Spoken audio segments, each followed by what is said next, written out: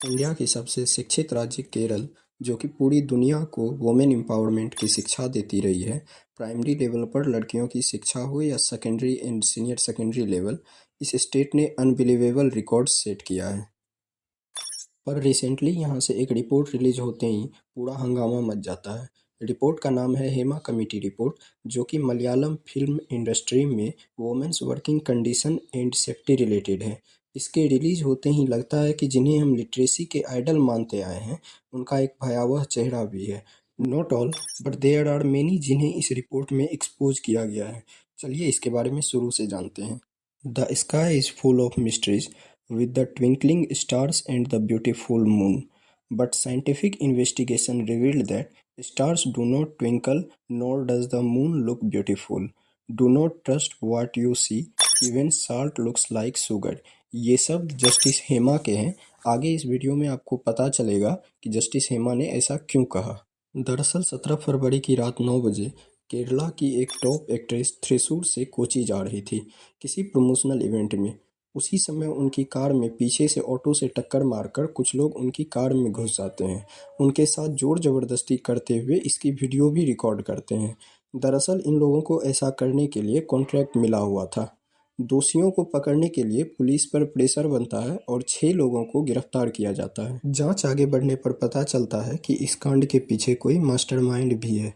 Actor Dilip, Malayalam film industry की एक जानी मानी हस्ती, जिनका नाम मोहनलाल एंड ममूटी जैसे लीजेंड्स के साथ लिया जाता है। हम इस पर न जाके कि आखिर एक्टर दिलीप ने ऐसा क्यों करवाया, आगे की डेवलपमेंट्स को समझते हैं। 10 जुलाई 2017 को केरला पुलिस दिलीप को इस मामले में अरेस्ट कर लेती है। हालांकि इनके साथ भी वही हुआ जो हर हाई प्रोफाइल और पावरफुल लोगों के साथ होता है। मात्र 85 दिन जेल की हवा खाने के बाद 3 अक्टूबर 2017 को इन्हें बेल दे दिया जाता है। पर विक्टिम एक्ट्रेस अपनी लड़ाई जारी रखती है। उन्होंने जज पर भी एलिगेशंस लगाए, पर सुनने वाला कौन था। एक और विक्टिम एक्ट्रेस इंडिविजुअली अपनी लड़ाई लड़ रही थी एक्टर दिलीप के अगेंस्ट। वहीं दूसरी ओर इंडस्ट्री की 14 महिलाएं 18 मई 2017 को केरला के चीफ मिनिस्टर पिनराई विजयन से जाकर मिलती हैं। इस मीटिंग में इनकी मांग मलयालम फिल्म इंडस्ट्री में फीमेल सेफ्टी रिलेटेड था। 1 नवंबर 2017 को इन्हीं महिलाओं ने इन सब मुद्दों पर लड़ाई लड़ने के लिए विमेन इन सिनेमा कलेक्टिव का गठन किया। पब्लिक एंड डब्ल्यूसीसी के प्रेशर में केरल सरकार ने रिटायर्ड जज जस्टिस के हेमा की अध्यक्षता में मलयालम फिल्म इंडस्ट्री में विमेन्स इश्यूज और उस पर सुझाव देने के लिए हेमा कमेटी का गठन किया। इस कमेटी में टोटल 3 मेंबर्स थे। जस्टिस के हेमा, फॉर्मर जज of Kerala high court, Shrimati T Sharada, senior actress of Malayalam film industry, and Shrimati K V वत्सला कुमारी, जो केरल सरकार की प्रिंसिपल सेक्रेटरी भी रह चुकी थी। 19 दिसंबर 2017 से कमेटी ने अपना काम शुरू किया। शुरुआत में इंडस्ट्री का कोई भी मेंबर कमेटी से बात नहीं करना चाहता है, क्योंकि उनके अनुसार इंडस्ट्री में एक माफिया चलता है। अगर उनके अगेंस्ट कुछ भी बोले तो काम मिलना बंद हो जाएगा और थ्रेट्स भी मिलने लगेंगे। डब्ल्यूसीसी के मेंबर्स के साथ भी यही हो रहा था। उन्हें या तो काम मिल ही नहीं रहा था या बहुत कम वेजेस पर। वर्कर्स की प्रॉब्लम को समझते हुए कमेटी ने उनकी आइडेंटिटी गोपनीय रखने की प्रॉमिस करी, और तब इंडस्ट्री के लोगों ने अपनी बातें कमेटी के सामने खुलकर रखी, और इसमें कुल 17 बड़े खुलासे हुए। महिलाओं ने बताया कि इंडस्ट्री में बेसिक ह्यूमन राइट्स जैसे टॉयलेट्स एंड चेंजिंग रूम तक नहीं होते हैं, पानी भी अवेलेबल नहीं होता है, और यह जानबूझकर किया जाता है ताकि महिलाओं को खुले में यूरिनेशन के लिए जाना पड़े और ये लोग गिद्ध की नज़र से उन्हें देखें।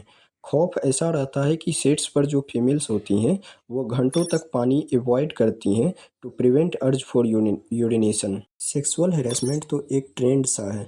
2 वर्ड्स, एडजस्टमेंट एंड कॉम्प्रोमाइज़, काफ़ी कॉमन है पूरे इंडस्ट्री में। सेक्सुअल फेवर्स के लिए इन वर्ड्स को यूज़ किया जाता है।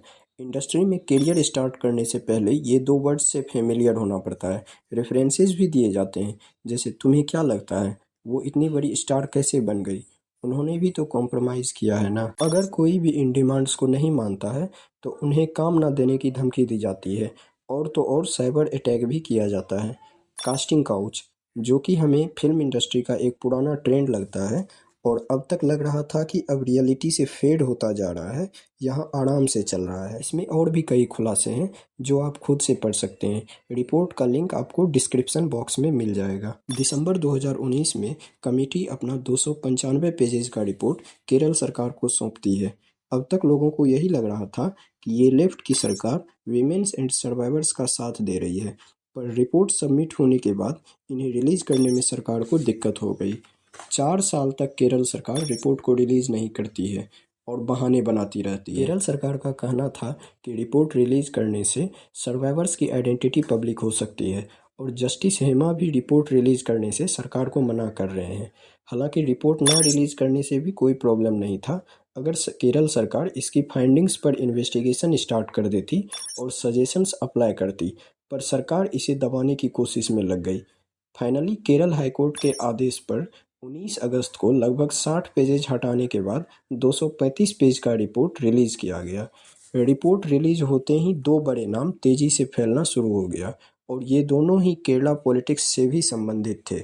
और रिपोर्ट ना रिलीज करने के पीछे भी कई पॉलिटिकल एक्सपर्ट्स के अनुसार भी यही दो नाम हैं। पहला, state run Kerala Chalachitra academy के chairman film maker R Balakrishnan, इन्होंने आउटरेज के कारण चेयरमैन से रिजाइन कर दिया है। और दूसरा सीपीआईएम एमएलए मुकेश।